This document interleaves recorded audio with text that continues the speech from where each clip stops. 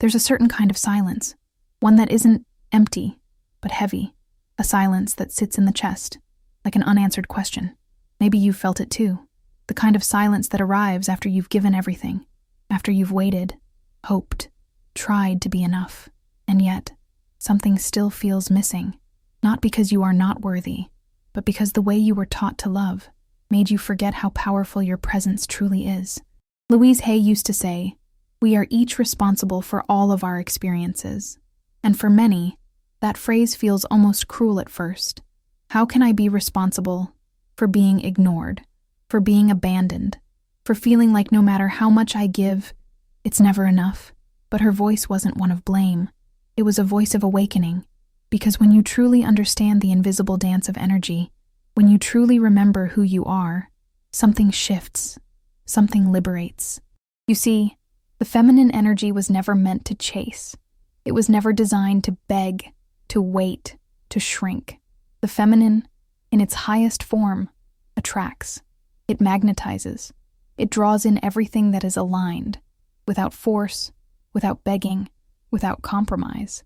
But for most women, especially those with tender hearts, that truth was stolen, conditioned to believe that love comes through sacrifice, through overgiving, through being chosen by someone else. And that has created a wound so deep, it echoes through generations. The masculine energy, especially the sexual energy, moves differently. When it's unconscious, it seeks immediate gratification. It's restless. It hunts. It conquers. And then, it often leaves. Not because you are unworthy, not because you are not enough, but because energy that isn't met with presence dissipates. It burns quickly and disappears. But here's the secret nobody teaches. When masculine energy meets a woman rooted in her worth, grounded in her sensual power, something profound happens. His restless desire transforms. It turns into obsession, into captivation, into a craving for something he can't explain, but cannot resist. This isn't about your body. This isn't about playing games. This isn't about pretending to be someone you're not. This is about the energy you carry, the frequency you embody. Because the truth is, a man feels you long before he sees you. He feels whether you are centered or whether you are orbiting around his attention. He feels whether you are rooted in self-love or waiting to be chosen to finally feel whole. Clarissa Pinkola Estes once said, "The wild woman does not give herself to be used. She gives herself to be revered." And you, perhaps you've forgotten, that you were never meant to be a convenience. You were never meant to be an option. You were never meant to be someone he reaches for, only when it's easy for him. Seduction, real seduction, has nothing to do with appearance, nothing to do with words. It's the silent transmission of energy. It's the unseen frequency that either pulls him in or pushes him away. And when a man feels a woman in her fullness, a woman who honors herself, who embodies her sensuality without shame, who radiates a kind of self-love that's palpable, he cannot unfeel that. He cannot unknow her presence. She becomes unforgettable. She becomes magnetic. But the question is, how do you step into that? How do you remember? How to embody that energy again? After years, maybe decades, of living in the ache of not being seen, not being chosen, not being enough. And that's exactly where we begin. There's something almost mystical that happens when a woman stops reaching outward and begins turning inward. When she stops searching for someone to validate her worth and starts remembering that her worth was never something anyone else could grant or revoke.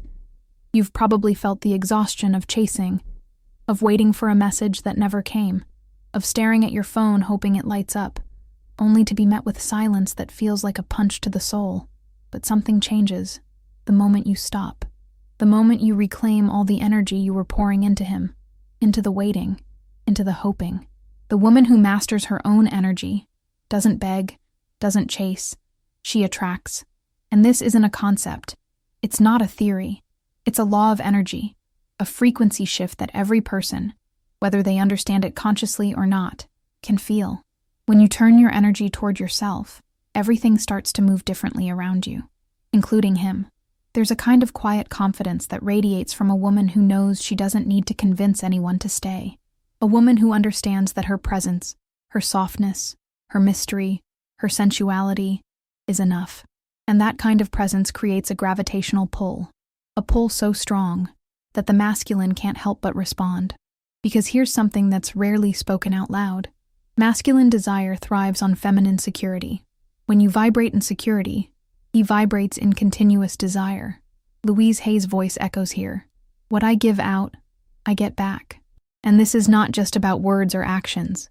It's about what your energy says when your mouth is silent. If your body speaks anxiety, he feels it. If your field radiates lack, he feels it. But when your energy whispers, I am whole, I am enough, I choose me first, something inside him stirs, something he may not even understand, but can't ignore. And that's where the subtle power of mystery begins to weave its magic. You see, the feminine doesn't reveal itself fully, all at once. Mystery isn't about playing hard to get. It's not a game. It's an energetic boundary. It's the natural rhythm of a woman who knows her soul isn't available for casual consumption. A woman who understands that the more space she allows, the more he leans in, the more curiosity she evokes, the deeper his desire grows. Because masculine energy is activated by pursuit. It's awakened by the unknown, by the not yet fully revealed. But pursuit isn't born from scarcity. It's born when the feminine stands firm in her own light, when she stops over-explaining, stops proving, stops stretching herself thin just to be understood. Mystery is the language of the powerful feminine. It's the pause between words, the silence between texts, the space where he begins to wonder, where is she? What is she thinking? Why can't I stop thinking about her? And it's in this space, in this sacred pause, that obsession quietly begins to take root. But there's an even deeper truth that most women were never taught. Your sensual energy, your sexual energy, isn't something external. It's not something you give away. It's not something that only exists in the presence of a man. It lives inside of you.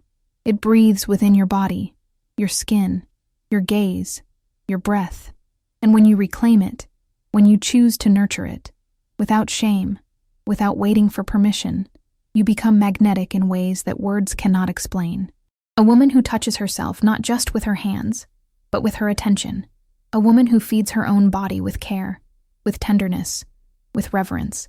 A woman who looks into the mirror, not searching for flaws, but searching for the reflection of the goddess within. That is the woman who vibrates on a frequency that no man can ignore.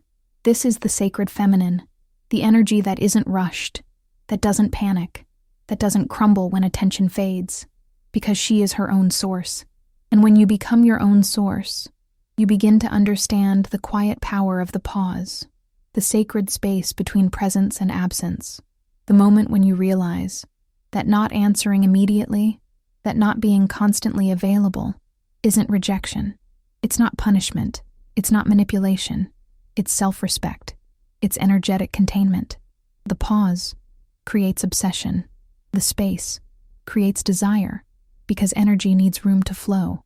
And when you are always available, always ready, always there, the energy collapses. It becomes flat, predictable, expected.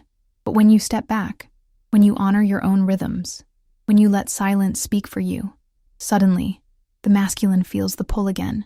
He feels the vacuum you leave when you withdraw your energy. And it's in that vacuum that his mind starts racing.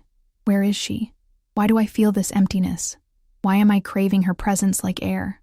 But there's a delicate balance here. Because the feminine, in its highest form, nurtures. It softens. It invites. But it does not sustain imbalance. It does not carry the weight of a connection alone. You were not born to hold both poles of the relationship. You were not made to be the giver, the chaser, the healer, and the anchor, while he drifts in and out at his convenience. Clarissa Pinkola Estes reminds us, the wolf loves, but she also bites when she needs to. The feminine is not passive. It's not fragile. It's wild. It's discerning. It knows when to open, and it knows when to pull away. And that discernment, is what separates the woman who becomes his temporary distraction from the woman who becomes unforgettable, the woman who stays imprinted in his mind, in his skin, in his soul, long after the physical presence fades. And the moment, the exact moment, when he feels that your energy is no longer orbiting around him, when he feels that your focus has returned to you, to your own life, to your own joy, is the moment his energy starts chasing yours. It's when the hunter becomes the hunted, not because of a game, but because of a shift in power, a shift in presence, a shift in energy. This is where the real seduction lives, not in the words you say, not in the things you do, but in the invisible frequency you hold, the frequency that tells him, without a single word, I am not waiting, I am not hoping, I am not seeking your validation, I am the prize. And when that truth becomes embodied, when it lives in your posture, in your breath, in your silence, he feels it. He feels it in his bones, in his gut, in the spaces between his thoughts. There's something almost electric that happens when a woman stops looking outward and starts channeling her own life force back into herself. Suddenly, the energy that once felt scattered, the longing, the waiting, the wondering, gathers itself. It gathers into something magnetic, something undeniable. Because here's the truth that nobody taught you. A man feels it. The moment you stop giving him the power to define your worth. It's subtle, but undeniable. When your thoughts no longer revolve around whether he's thinking about you, whether he's missing you, whether he'll ever change, your energy shifts. It no longer leaks out toward him. It no longer chases. It turns inward. And in that shift, you become the center of gravity. You become the axis around which his desire starts to orbit. Louise Hay would remind you, I am a divine expression of love and sensuality. Say that again, but not just with your words. Say it with your gaze. Say it with the way you move through the world. Say it with the way you touch your own skin, the way you feed your body, the way you claim space in every room you enter. Because when you do, the frequency of your being changes. And when your frequency changes, his nervous system feels it. His body registers it before his mind can even explain why he suddenly can't stop thinking about you. It's not sorcery. It's not manipulation. It's physics. It's biology. It's energy. A man is wired to feel when a woman is rooted in herself, when she is sourced, not from his validation, but from her own inner radiance. And that is the frequency that turns passing attraction into fixation. That is the frequency that shifts curiosity into obsession. But there's one more layer, one more truth that changes everything. The moment he realizes that you are the prize, that you are not standing there, waiting to be chosen. You are walking. You are living. You are moving toward your own joy, your own fulfillment, your own wholeness. And in that realization, he understands something that terrifies and excites him all at once, that you could leave, that you don't need him to feel complete, that your life, your happiness, your radiance continues with or without him, and that realization is the most intoxicating thing a man can experience. It's what separates the woman he forgets from the woman he can never, ever erase. It's not about playing a role. It's not about pretending to be indifferent. It's about embodying a truth so powerful that his entire being feels it. A truth that says, I am not waiting. I am not hoping. I am not seeking permission to be worthy. I am the embodiment of love. I am the embodiment of desire. I am the embodiment of the divine feminine. When that truth lives in your bones, in your breath, in your gaze, no man, no matter how distracted, avoidant, or emotionally unavailable, can ignore it. Because it isn't something you say. It's something you are, something you become, something that radiates from every fiber of your being, whether you're in the same room or miles apart. There's a sacred remembering that starts to unfold when a woman finally understands that the real seduction begins not with him, but with herself, with how deeply she is willing to be devoted to her own body, her own pleasure, her own joy, because the feminine, the true embodied feminine, is not desperate. She is not waiting. She is not hoping to be rescued from her own life. She is the creator of her own reality. And a man, he feels that. When your energy says, I belong to myself, everything shifts. He feels the difference between a woman who is craving him and a woman who is savoring her own life. He feels the difference between a woman who abandons herself for love and a woman who returns to herself over and over again, no matter what. And it's in that frequency that the masculine starts to awaken. Not because you demanded it, not because you convinced him, but because your very presence whispers to his nervous system that you are a portal to something he cannot find anywhere else. A woman who chooses herself becomes the mirror through which a man sees both his greatest desires and his deepest fears, because in her presence, he is confronted with a truth that many men spend their whole lives avoiding, that he cannot possess her, that he cannot control her, that her love is not something he can take for granted, but something he must rise to meet, something he must earn, something he must cherish or lose. And the irony, the beautiful, cosmic irony, is that the more you detach from the need to be chosen, the more he feels pulled toward you. The more you embody the fullness of your own life, the more he craves to be a part of it, because the feminine in her power doesn't chase, she doesn't convince, she doesn't prove, she simply is. She exists, like the moon, radiant, constant, unreachable, yet always felt. But here's the truth that softens everything. You were never meant to be everything for anyone. You were never meant to carry the weight of someone else's growth. Your job was never to heal him, to fix him, to wait for him to realize your worth. Your only job has always been to come home to yourself, to remember that the love you were seeking was never outside of you. It was always within. And when you live from that place, when your energy is no longer leaking towards someone who cannot meet you, when your focus returns home, back to your own heart, your own body, your own spirit, something profound happens. You become magnetic, irresistible, not because you tried to be, but because you remembered that you always were. That's when he feels it, the shift, the absence of your energy where it used to orbit him, the quiet withdrawal of your presence that once felt so easy, so certain, so available. And in that silence, he feels the echo of what he's losing, the echo of what he can no longer access at will. And it's in that echo that obsession is born, not because you manipulated him, not because you withheld affection, but because you stopped abandoning yourself for the illusion of being chosen. And this is the real alchemy of feminine energy, the transformation of desire from something fleeting into something enduring, from a spark into an unquenchable fire. But that fire doesn't start with him. It doesn't start with his gaze, his touch, his validation. It starts within you. It starts in the quiet moments, when you decide to see yourself the way you always wanted him to see you. Louise Hay's words echo softly here. You have been criticizing yourself for years, and it hasn't worked. Try approving of yourself and see what happens. And perhaps that is the real initiation, the real key. Not changing for him, not waiting for him, but changing the way you speak to yourself, the way you hold yourself, the way you honor the sacredness of your own existence. Because there is nothing more seductive than a woman who knows her own worth, a woman who looks in the mirror, not to check if she's enough, but to remember that she already is.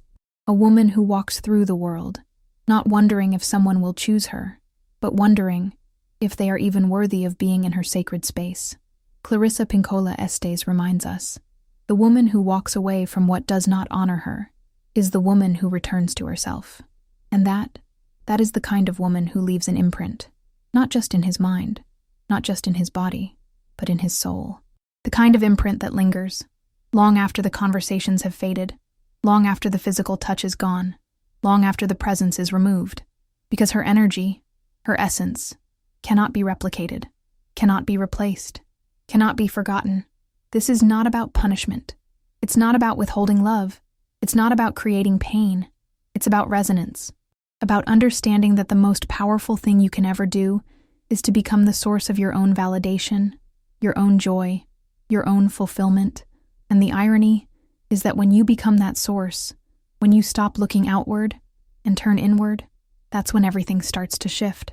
That's when he starts to feel a pull so strong, so consuming, that it feels like hunger for your energy, hunger for your presence, hunger for the mystery that you are, and the sacred truth that you embody. Because now, you are no longer the woman who waits. You are the woman he waits for. You are no longer the woman who chases. You are the woman he cannot stop chasing, in his mind, in his fantasies, in the quiet moments when he realizes that the emptiness he feels is the space where your energy used to be. And perhaps that's the ultimate lesson. That real seduction, real magnetism, real obsession doesn't start with him. It starts and ends with you. And maybe, just maybe, this is where everything changes, where the question is no longer, how do I make him love me? But instead, how deeply am I willing to love myself? Because the truth is, the energy of obsession, of desire, of captivation, it doesn't come from trying harder. It doesn't come from bending, from shrinking, from proving. It comes from expansion, from standing so fully in your own essence that anyone who encounters you feels it in their chest, feels it in their bones, feels it in the way the room shifts, simply because you entered. And that's the secret nobody tells you. The more you try to be chosen, the more invisible you become. But the moment you choose yourself, the moment you crown yourself as the queen of your own life, that's when the world starts to respond differently. That's when he starts to respond differently. Because men, whether consciously or not, are drawn to the frequency of a woman who belongs to herself, a woman who doesn't need his gaze to feel radiant, a woman who doesn't need his presence to feel complete, a woman who doesn't need his validation to feel desirable. Louise Hay always believed that healing isn't just about fixing what's broken, it's about remembering that you were never broken to begin with, that the version of you that doubted, that chased, that waited, wasn't wrong. She was just tired of forgetting who she was, tired of thinking that her worth was something to be earned, instead of something to be claimed. And the most beautiful thing happens. When a woman finally chooses herself, she becomes magnetic, not because she tried to be, but because she stopped leaking energy toward things and people that were never capable of truly seeing her. She stopped waiting for breadcrumbs of attention. She stopped lowering her standards just to feel chosen. She stopped trading her radiance for moments of temporary validation. And when that happens, a man feels it. His body feels it before his mind can even comprehend it. He starts to notice that nothing feels quite as good as being in the presence of a woman who is lit from within, a woman who glows, not because someone chose her, but because she chose herself. And suddenly, the roles reverse. The hunter becomes the seeker. The one who is distant becomes the one who can't stay away. Not because of a strategy, not because of manipulation, but because of energy. Pure, unmistakable, uncontainable energy. The kind of energy that whispers, I am not waiting, I am not hoping, I am not here to be rescued. I am whole, I am divine, I am the embodiment of everything you've ever wanted, but never knew how to hold. And in that realization, he knows that the only way to keep you is to rise, to meet you, not in your wounds, but in your wholeness, not in your need, but in your sovereignty, not in your chasing, but in your stillness. Because the woman who belongs to herself is the woman no man ever forgets. And perhaps the most profound realization of all is that this entire journey was never really about him. It was never about how to change him, never about how to control his feelings, his attention, his desire. It was always about you, about the sacred reclamation of your own power, about remembering that the magnetic force you were searching for outside of yourself was living inside you all along. Louise Hay's voice still echoes. You've been criticizing yourself for years and it hasn't worked. Try approving of yourself and see what happens. And maybe that's the secret the world never told you, that when you approve of yourself, truly, deeply, when you fall so madly in love with the woman in the mirror, everything starts to shift. The universe starts to respond. People start to respond. Men start to respond. But here's what's even more beautiful. By the time they do, you are no longer waiting. By the time they realize your worth, you are no longer sitting in the energy of lack, of hoping, of wondering if you'll be chosen. You've already chosen. You've chosen you. You've chosen your peace. You've chosen your joy. You've chosen your own sacred unfolding. And that's the real seduction, the real magnetism, the real obsession. A woman who walks away from what doesn't honor her isn't bitter.